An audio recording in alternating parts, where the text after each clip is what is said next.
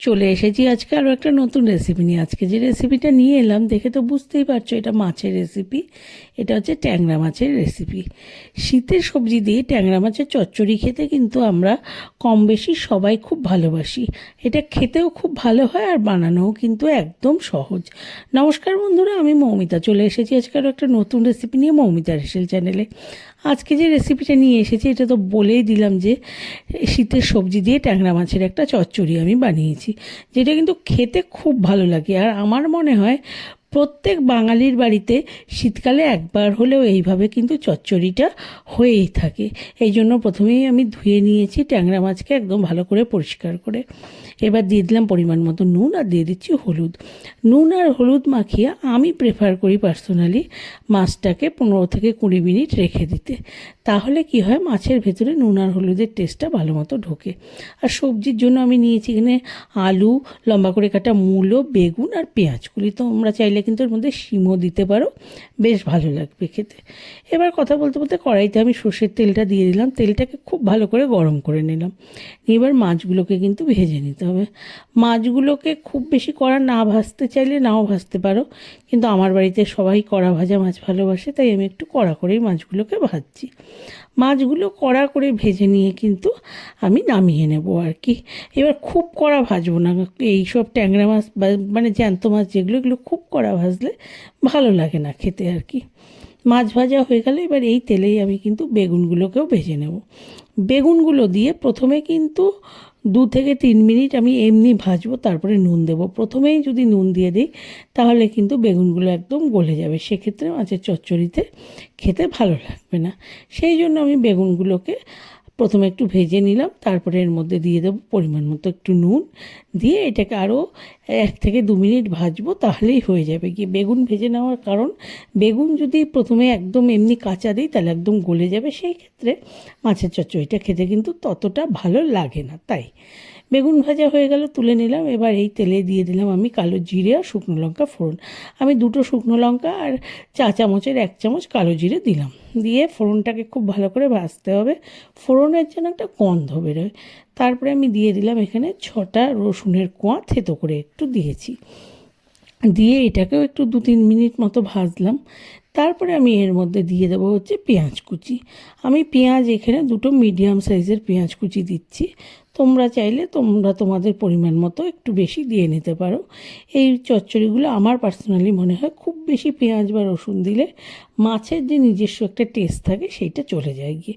এটা কিন্তু সম্পূর্ণ আমার মানে নিজস্ব ধারণা, এটা কারোর সাথে নাই মিলতে পারে কিন্তু। যাই হোক, পেঁয়াজগুলোকে দিয়ে পেঁয়াজগুলোকেও হালকা আমি গোল্ডেন ব্রাউন করে ভেজে নিচ্ছি। কিন্তু পেঁয়াজগুলো ভাজা হয়ে গেলে এর মধ্যে আমি দিয়ে দেবো চিড়ে নেওয়া কাঁচা লঙ্কা, মানে চেরা কাঁচা লঙ্কা। আমি এখানে কাঁচা লঙ্কা বাটা দিচ্ছি না, তোমরা চাইলে বাটা দিতে পারো। যেহেতু আমি চেরা কাঁচা লঙ্কা ইউজ করছি সেখানের জন্য আমি এখানে 10 থেকে 12টা কাঁচা লঙ্কা দিয়েছি। তোমরা চাইলে কিন্তু বেটেও দিতে পারো। আর দিয়ে দিচ্ছি একটা টমেটো। টমেটোটা আমি একটু বড় সাইজের একটা টমেটো দিলাম কিন্তু। এবার এই সবগুলোকে 4 থেকে 5 মিনিট ভালো করে ভাজতে হবে কিন্তু। আর এই ভাজার সময় নুন দিলে হবে না, নুনটা আমি একবারে পরে দেবো। ভালো করে ভেজে নিয়ে দিয়ে দিচ্ছি আলুগুলোকে, যেগুলোকে আমি একটু লম্বা লম্বা করে কেটে নিয়েছিলাম, পাতলা এবং লম্বা করে কাটা আলু।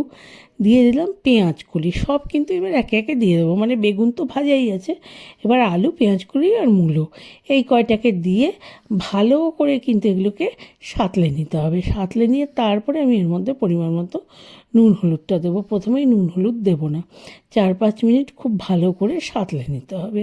এই দেখতে পাচ্ছি এভাবে ভালো করে সাঁতলে নিলাম।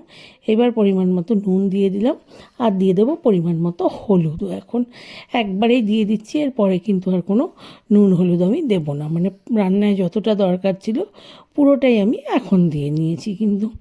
নিয়ে এবার এটাকে মিডিয়াম থেকে লো ফ্লেমে একটু ঢাকা দিয়ে দিয়ে ভালো করে ভাজতে হবে আর কি, যাতে সেদ্ধ হয়ে যায়, ভাজাও ভালো হয়। ভালো করে ভাজা আর সেদ্ধ হয়ে গেলে আমি ভেজে রাখা বেগুনটা এবার দিয়ে দিলাম কিন্তু। বেগুনটা দিয়ে আর ঢাকাও যাবে না, লো ফ্লেমেও করা যাবে না, জাস্ট 1 থেকে 2 মিনিট একটু মানে ভালো করে মিশিয়ে নিতে হবে। তারপরে আমি ভেজে রাখা মাছগুলো দিয়ে দিচ্ছি। দিয়ে এটাকেও এরকমই মাছ দেওয়ার পরে 2-3 মিনিট একটু ভালো করে নাড়াচাড়া করে নিয়ে মিশিয়ে নিতে হবে। তাহলেই কিন্তু রান্না পুরো রেডি হয়ে যাবে। গিয়ে দেখতে পাচ্ছ আমার রান্না অলমোস্ট রেডি। এইবার আমি এক আঁটি ধনেপাতাকে ভালো করে ধুয়ে পরিষ্কার করে কুচিয়ে নিয়েছিলাম, সেটা দিয়ে দিলাম।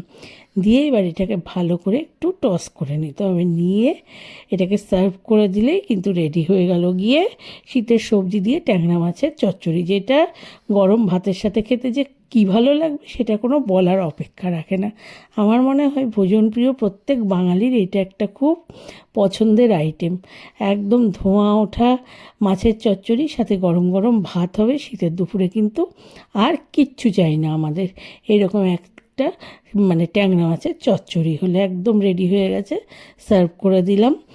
আর আবারও বলবো, এর সাথে ভাত ছাড়া আর কিছুই ভালো লাগবে না। কিন্তু আশা করি রেসিপিটা ভালো লাগলো। ভালো লাগলে লাইক করবে, শেয়ার করবে, কমেন্ট করবে। আমার চ্যানেলটাকে প্লিজ প্লিজ সবাই একটু সাবস্ক্রাইব করে নিও। সবাইকে অনেক অনেক ধন্যবাদ।